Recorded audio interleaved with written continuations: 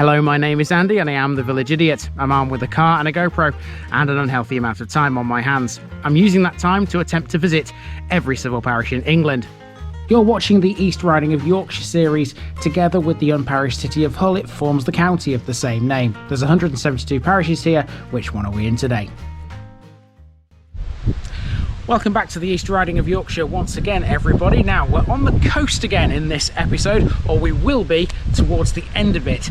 This one's got a few settlements within it. There's one big main village and a load of other smaller settlements. One of those smaller settlements I'm standing in right now. This is a place called Carlton, and behind me right there you can see Carlton Manor.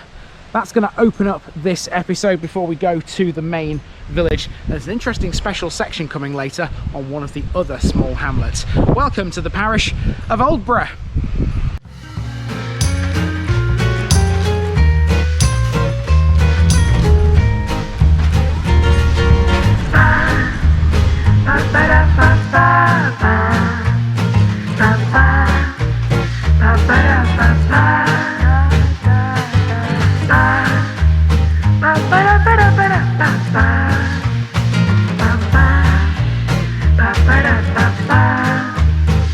Here's my disclaimer for people who may be watching me for the first time. I say things as I would in my native accent and dialect. As a result, I may not pronounce things in the same way as the locals do. Remember, I'm a visitor. It's impossible to know everything. Leave me a comment, spin me a like and bash that subscribe button. Let's get to today's parish video. Time for another coastal one, folks. Welcome to Aldbrough, which lies on the main road between Hornsea and Withernsea, where the B1242 meets the B1238. The village, quite a size compared to many around it, is not the only settlement within Aldbrough parish, as it contains several small hamlets including Etherdwick, East Newton, Tansterne and Carlton. There's also a deserted medieval village called Bewick and a former hamlet called Ringborough, which has been mainly lost now to coastal erosion. The name Aldbrough has had many variations of its spelling over the years. The suffix brough or burg is of Saxon-Norman origin and means castle or entrenchment, and the history of the area can be traced back to Roman times. Aldbrough was also mentioned in the Domesday Book. Farming was particularly important in the area during the 18th and 19th centuries. The village's commercial self-sufficiency is still evident today by the buildings which were once used as shops and craftsmen's premises. The majority of the older buildings in the village date from between 1840 and 1880, and although constructed in the Victorian period, are of gorgeous Georgian-style architecture, as brick and pan tiles generally replaced more rustic materials. Aldbrough had the benefit of its very own brickworks too. And it's on the coast, so that's another reason to love it. Come with me for some more vitamin C.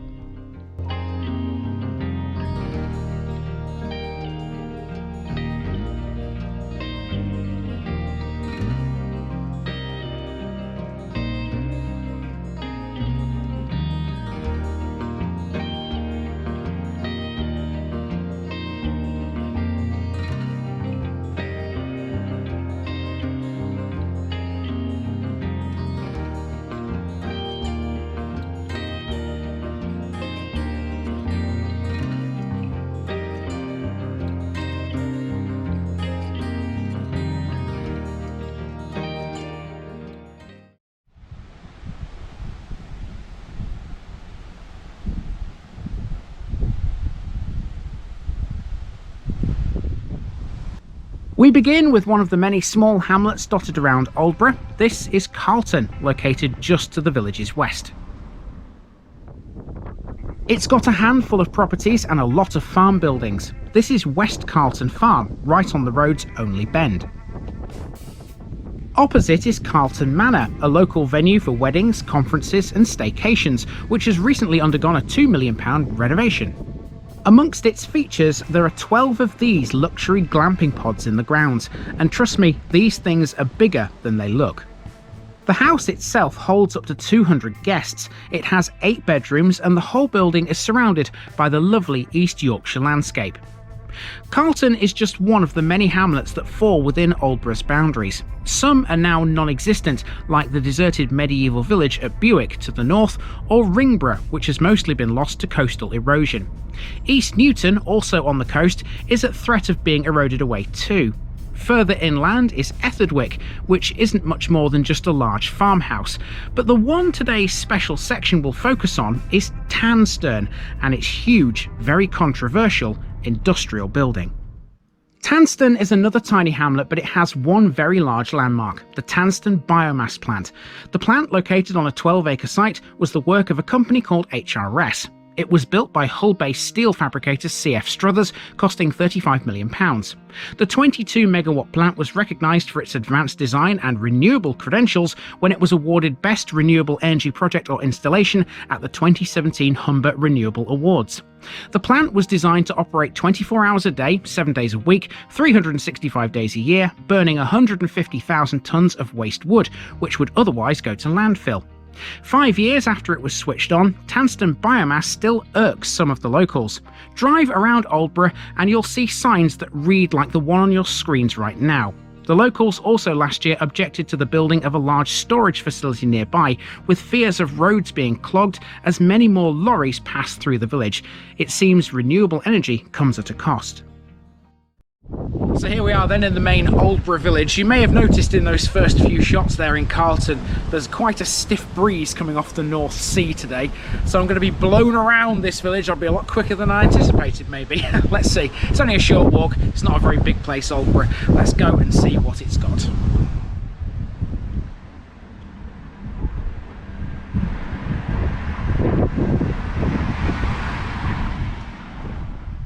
We begin our walk on North Street, a typical East Riding village street which wouldn't look out of place anywhere in the county. At one time there were many village trades in Aldbrough. This road was formerly the site of Harrison's garage and Crawford's horse-drawn carriers. That's now a tasteful modern development of new cottages, but North Street, generally speaking, is one of the oldest streets in the village. On the right at the end is another brand new cul-de-sac which stands on a former pig farm. Next, we're out onto the B1242 Hornsea Road.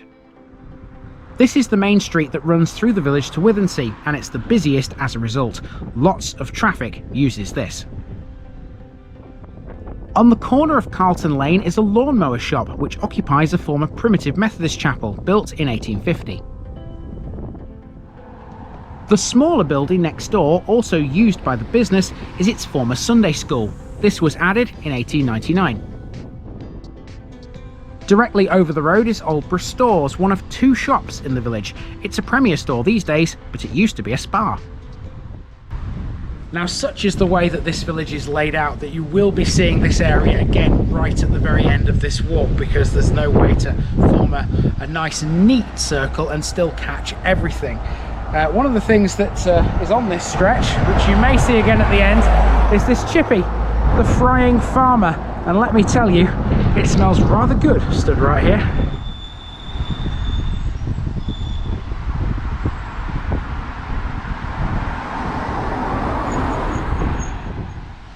The George and Dragon pub is the focal point of Aldbrough. It was built in the late 17th century, possibly to replace an old coaching inn. Then there's a large white house on the left before the road forks in two directions, one way for Withernsea, the other for Hull. This house on the junction is known as the White House. It used to be a garage and a petrol station years ago. These days the locals know this property for another reason, as it often displays religious messages to passers-by. A little way out of the village now towards Withernsea, we come to the War Memorial Recreation Ground on the right. This has a playground and a playing field, and overlooking it all is Aldbrough Village Hall, which was built in 1993. This large, spacious venue provides both community and sporting activities for Aldbrough and its surrounding hamlets. Right on cue, a bus came past me. Aldbrough is on the route of the number 129, which connects Hornsea and Withernsea together. Next, I took a footpath which runs adjacent to Queensmead and along the edge of the fields to the south of the village. This brings you into Willow Grove. We're now in a much more modern area, housing which has been developed within the last 50 years. Although gradual housing development has occurred in Aldbrough, it hasn't done any damage to the village's overall character. The Queensmead estate has 4 quiet residential cul-de-sacs, all named after trees: willow, elm, cedar and ash. So it looks like there's a strong community spirit here in Aldbrough. On this telegraph pole here we've got an advert for the Aldbrough Wentworth Grove coffee morning with a small prize bingo, and these apparently are the things you can eat and drink at the coffee morning. We've got coffee, cake, tea. That looks like sliced cheese in the bottom right there. I don't think it is, I think it's some kind of cake, but there we are. Tuesday and Friday 11 AM until 1 PM. Have you been yet?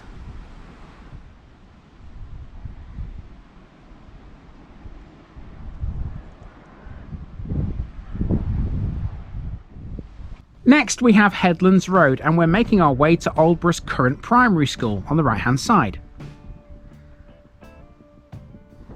There's been some form of school in the village since 1663, but this present school building was erected in 1862 by the Towery Trust. It was then subsequently rebuilt in 1926 due to lack of room, and just recently this has again been extended. Beyond the school, Headlands Road runs off in the direction of the sea, with a few modern cul-de-sacs on either side. Next we turn left into Nottingham Road. During World War I, this street was the site of the local YMCA hut, now long gone. The end of the road sees us at the junction of Church Street and Seaside Road. We'll be going up there to finish. A quick look down here now though. On the left you can see the old schoolhouse. On the hill to the right is the former Wentworth House Hotel. Okay, that brings us to Aldborough's church, which means going up a big hill. This place is not all that hilly, but this sort of end of the village does have a few peaks, shall we say. The highest peak, by the way, is Sandpit Hill, which is just behind the church. Well, this is on a hill itself. As you can see, I've got to climb these steps up to the church. There it is. Not a very big church, but hopefully an interesting one, and hopefully it's open as well.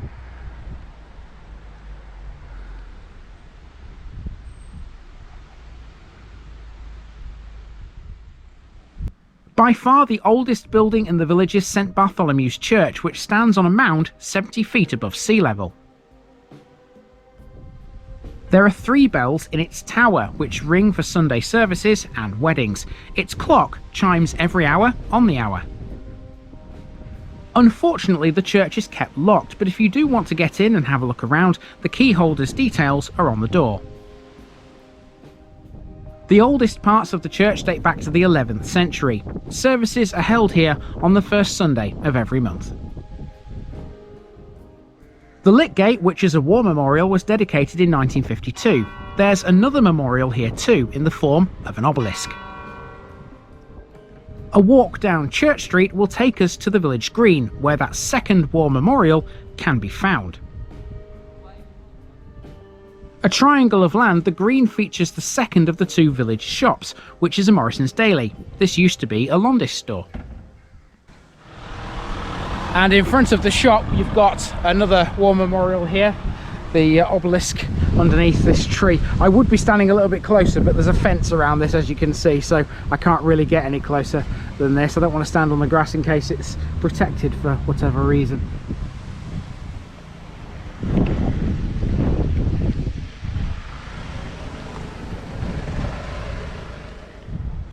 On the corner of Cross Street is the village surgery, this white property here.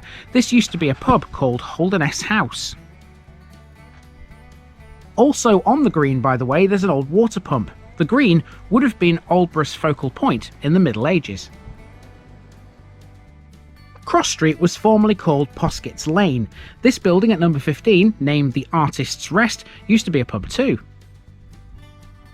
Along the street we find the old dairy. You can certainly imagine by now how much this village would have been thriving centuries ago. Cross Street brings us to the High Street, where we find the old red phone box. Let's turn right here and head back to Hornsea Road.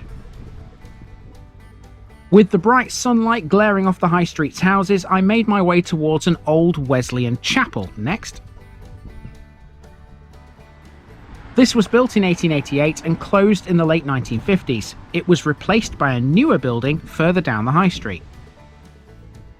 At the end of the high street, I came across two buildings which Nikki and myself spent ages trying to research, numbers 2 and 4. Number 2 was once a shop of some kind. Old Google Maps images provided a partial name as a clue, J.A.L. Douthwaite. And here we are back to the George and Dragon once again. All that remains now is the walk back via the Frying Farmer to North Street. You know how sometimes we see signs on buildings which tell you what they used to be or what they are? Well, this one here at number 13, I don't think this is what it is, but it perfectly probably describes it. The madhouse. I don't think it's an asylum. No, it won't be an asylum. It'll just be the name of the house, won't it? Right, let's walk back past the Frying Farmer and the Premier shop and then take a right turn back to where we began on North Street. Shall we go and see the sea? I think we should.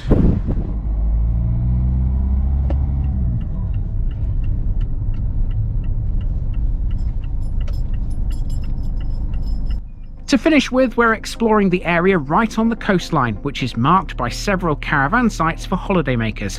This is Aldbrough Cliff Top, which is approximately 1 mile out of the village, a distance which has become somewhat reduced over the years due to constant battering by the North Sea. The boulder clay cliffs are being eroded here at a rate of approximately 5 feet every year. Over the years, many properties have been taken by the sea, so who knows how long these caravan parks will be around for.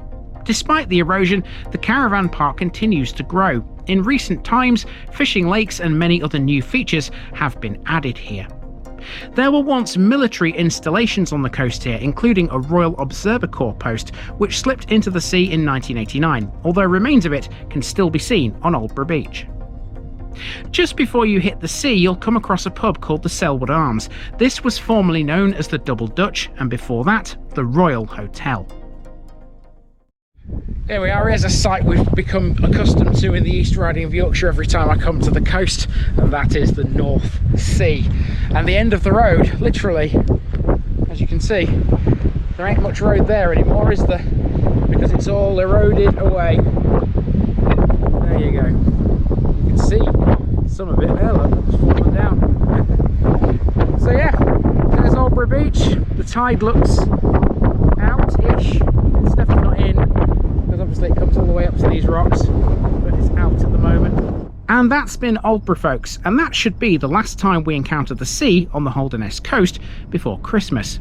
Next time we'll see the waves, we'll be in a place where all the eroded material from these cliffs washes ashore. Next week, though, we're off to another sparsely populated rural spot. See you there.